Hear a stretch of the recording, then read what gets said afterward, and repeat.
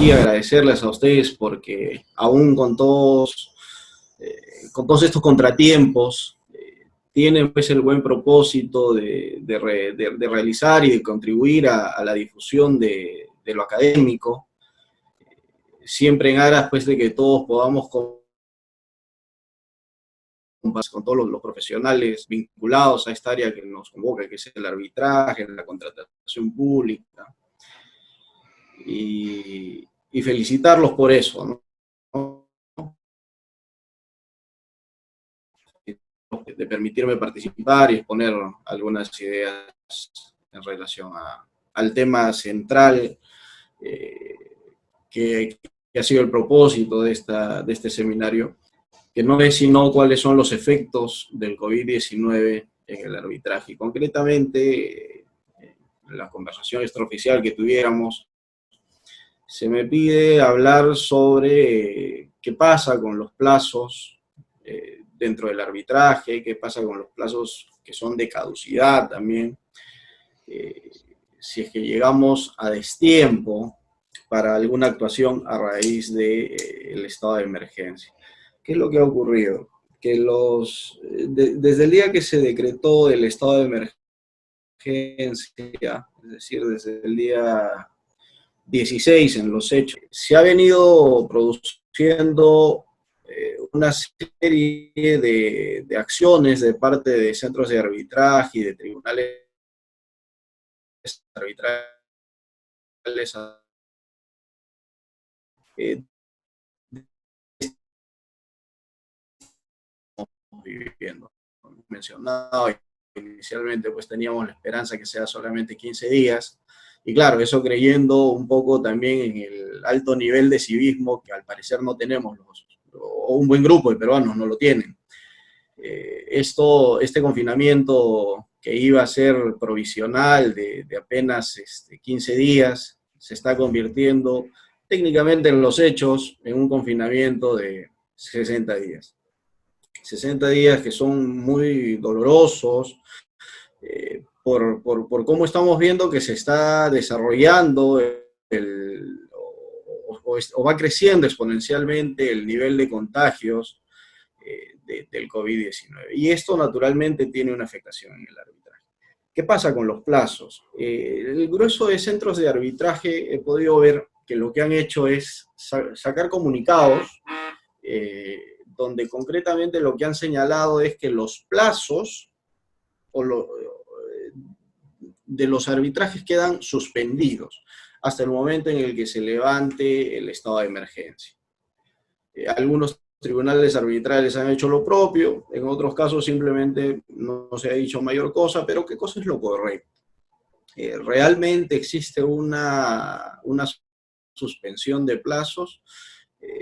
Yo tengo una tesis que no es necesariamente coincidente con esta teoría de la suspensión de plazos. ¿Y esto por qué? Se ve muy constantemente, muy a menudo, que en las actas de instalación de los tribunales arbitrales ad hoc, por ejemplo, lo que se señala es que los cómputos de plazos, para efectos de las actuaciones propias del proceso arbitral, se desarrollan en días hábiles, o se contabilizan en días hábiles. Pero además se dice que se considera como días inhábiles todo aquel día en el que exista una fiesta regional, que el calendario establezca como día inhábil, que el Estado lo decrete como día no laborable para el sector público, o que sencillamente sea un día no laborable para el sector público. Entonces, ¿qué es lo que pasa? Solo para efectos del arbitraje, y eso es importante que quede claro, porque la lógica que opera para el arbitraje no es la misma lógica que va a operar para, por ejemplo, un proceso judicial, ¿de acuerdo? ¿Qué es lo que se dice? Si es que el Estado no labora para el arbitraje, el plazo o el día en el que el Estado no labora para el arbitraje, ese día es inhábil. Pero además de eso, en otras actas de instalación, o en las mismas inclusive, por una cuestión de redacción concurrente, Se dice que son días inhábiles aquellos en los que no opera la sede arbitral. Esto en el arbitraje ad hoc. Si mi sede arbitral no opera, entonces estoy frente a un día inhábil. Si el Estado no está en funciones, es un día inhábil. Casi la mayoría suelen replicar este tipo de redacción en sus reglamentos. ¿Qué cosa es lo que dicen? Dicen, si son días inhábiles aquellos en los que no labore el Estado, o aquellos que sean no laborables para el Estado. ¿Esto qué significa? Que el Estado tiene que estar en funciones, solamente así yo podré computar un día como hábil. ¿Ok? Entonces, ¿qué es lo que sucede? A raíz de la declaratoria del estado de emergencia, lo que se estableció era que por la situación de aislamiento social obligatorio, todos los establecimientos comerciales debían permanecer cerrados. Y cuando hablamos de establecimientos comerciales, entendemos también a los centros de arbitraje y a las sedes arbitrales, porque finalmente son centros de prestación de servicios a un ciudadano. Son comercios dedicados al ámbito arbitral, naturalmente. Pero lo que decía la norma que decreta el estado de emergencia es que no iba a estar permitida la apertura o el funcionamiento, la atención al público de los establecimientos comerciales, salvo aquellos que se encuentren dentro de los alcances, precisamente, de la norma que decreta el estado de emergencia. ¿Y cuáles son? Básicamente los vinculados a la prestación de servicios esenciales, alimentación, salud, entiéndase las farmacias, y los bancos. Como quiera que un centro de arbitraje o una sede arbitral de un tribunal ad hoc no se encuentra dentro de esos supuestos, es decir, no es ni banco, no es ni farmacia, ni es mercado, supermercado, ni bodeguita, entonces no puede atender al público. Entonces, por sentido común, si es que la sede arbitral no está atendiendo al público, este día tendría que computarse o considerarse como un día inhábil. Pero si es que eso no fuera suficiente, también lo que dice la instalación es que es inhábil aquel día en el que el Estado no preste servicios. Y es ahí donde viene una disquisición, porque el Estado sí está laborando, porque si no, ¿cómo es que se están haciendo algunos procesos de adquisición, por ejemplo, de bienes por la emergencia, para cuestiones de salud, para desvincular, laborando para atender la emergencia, no para brindar un servicio al ciudadano, no para realizar de manera regular sus actividades, sino algunas áreas específicas y a puerta cerrada. Entonces, ¿esto qué significa? Que en la medida que el sector público no esté laborando, caeríamos también en este supuesto de considerar cada día que transcurra del estado de emergencia como un día inhábil en la medida que el Estado no brinde atención al público. Y ese cierre de atención al público es de conocimiento público, no tenemos ninguna duda sobre eso. No hay registros públicos o ASUNAT, y que como cualquier día podamos hacer un trámite ahí. Entonces, esto nos conduce básicamente a colocarnos en el escenario de que estamos frente a un periodo comprendido por días inhábiles. Con lo cual, la teoría de la suspensión, por más que en los hechos termine surtiendo el mismo efecto que un periodo comprendido por días inhábiles, en mi opinión, no calza. No es que estamos diciendo que hoy día suspendo mi cómputo de plazos y lo reanudo cuando concluya el estado de emergencia. Estamos diciendo que vengo computando mi plazo para los efectos que sea para emitir un laudo, sea para presentar una demanda, para absolver un traslado. Está computándose el plazo, pero así como cualquier otro día inhábil, como un sábado, un domingo, un día festivo, el periodo durante el cual dure el estado de emergencia no se va a poder contabilizar como días hábiles para efectos del proceso arbitral. Eso por un lado. Ahora, ¿qué pasa con los plazos vinculados a caducidad? Que es, digamos, también el otro aspecto que se me había comentado y se me pedía desarrollar. Ahí hay dos cosas. La solución es bastante sencilla en ese sentido, porque lo que dice el Código Civil, si bien es cierto en su artículo 2005, es que la caducidad no admite interrupción ni suspensión. Lo cierto es que la caducidad admite un supuesto, un único supuesto de suspensión del cómputo de plazo de caducidad, que está constituido por el artículo 1994, inciso 8 del mismo Código Civil. ¿Y qué cosa dice ese artículo? Que se suspende la prescripción mientras sea imposible reclamar el derecho ante un tribunal peruano.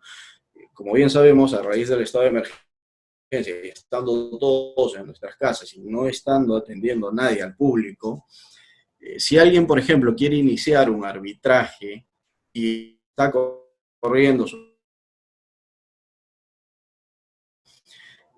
no va a poder iniciar el arbitraje durante el periodo en el que nos encontremos en estado de emergencia. Entonces, sí, para efectos del cómputo del plazo de caducidad estaríamos ante un supuesto de suspensión del plazo, pero del plazo de caducidad para iniciar cualquier controversia derivada o que derive en algún proceso arbitral. Entonces, eso en relación al cómputo de plazos. Ahora, lo segundo que se me pedía era desarrollar qué pasa con las entidades del Estado para efectos de su defensa. ¿Pueden o no pueden defenderse las entidades del Estado?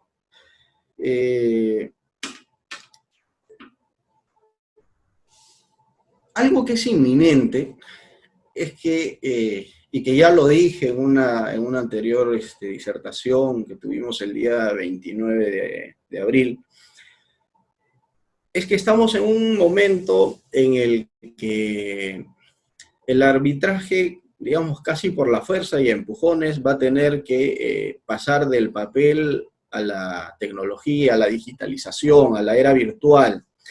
Y esto basado en varias razones.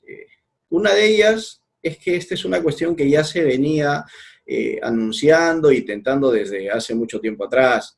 Ya veníamos hablando de la posibilidad de llevar un arbitraje virtual, de valerse de estas nuevas tecnologías como esta plataforma, para, por ejemplo, desarrollar alguna audiencia, que la presentación de escritos sea digital, que las notificaciones sean también virtuales, de modo tal que se ahorre tanto en tiempo como en horas hombre, y se ahorra en papel además, lo cual nos permitiría de alguna manera contribuir desde nuestra tribuna como árbitros a la conservación del medio ambiente, pero el tema está en que se venía hablando, pero no se terminaba de cuajar la idea. De hecho, existe en Cámara de Comercio de Lima y en la Universidad Católica ya la instauración de un modelo digitalizado del arbitraje, que bueno, ha venido funcionando de alguna manera, pero digamos no era la regla general trabajar de esa forma.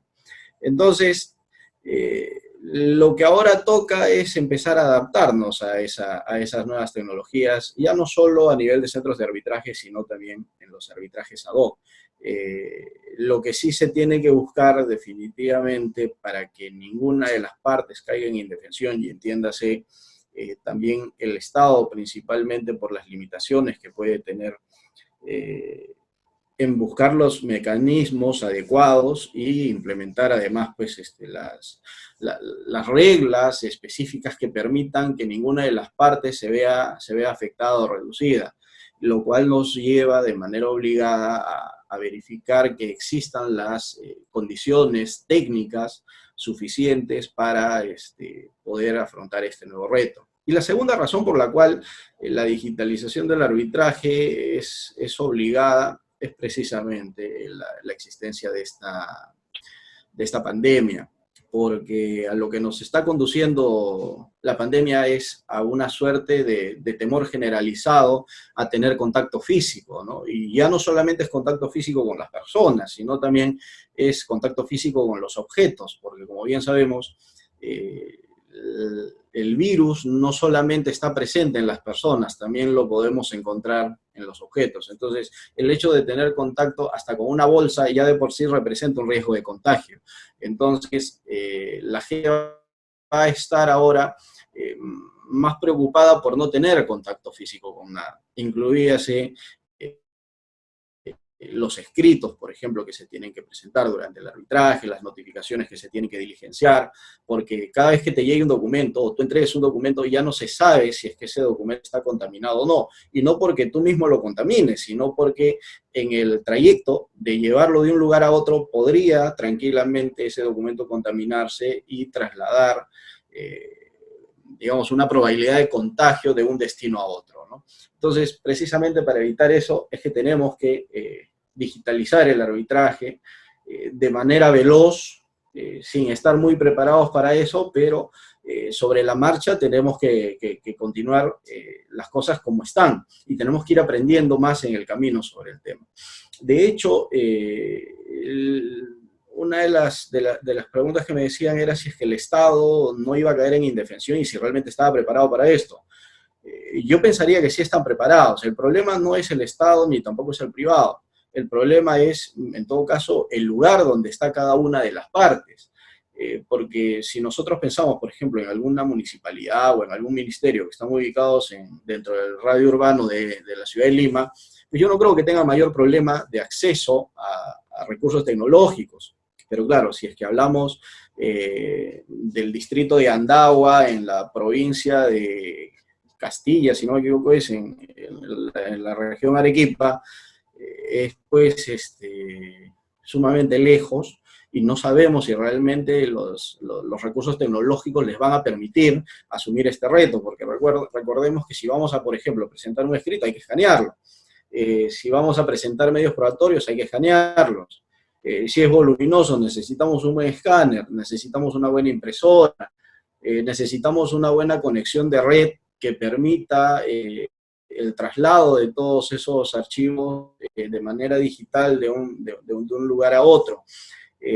Pero esa es una tarea a la que tenemos que irnos adaptando en el camino, no es una cuestión que ya la tengamos definida y según cada supuesto concreto que se vaya presentando en el camino, pues habrá que ir tomando las decisiones que correspondan para poder hacer que el arbitraje resulte realmente viable, pero que además garantice el efectivo ejercicio del derecho de defensa de las partes, ¿no?